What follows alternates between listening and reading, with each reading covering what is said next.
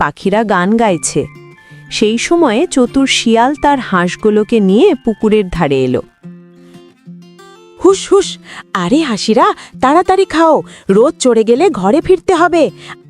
বাড়ি চল, হুস। প্যাক প্যাক পুকুরের ধারে এলো। হাঁসগুলো জলে টুপ টুপ করে ডুব দিচ্ছে। কেউ লাফিয়ে খেলছে, কেউ ডানা মেলছে। ঠিক তখনই পুকুরের পাশে সিংহ এসে দাঁড়ালো।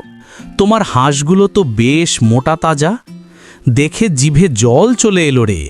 আহা, কি মাংসগুলো!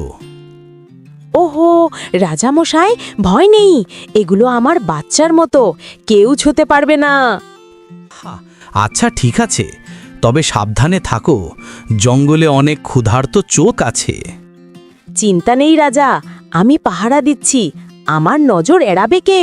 এই গল্পের পুরো ভিডিওটি দেখতে চাইলে এখনই নিচের লিংকে ক্লিক করুন এবং আমাদের শিয়াল চোখে দেখা অচিন পাখি চ্যানেলটি সাবস্ক্রাইব করে সাথেই থাকুন।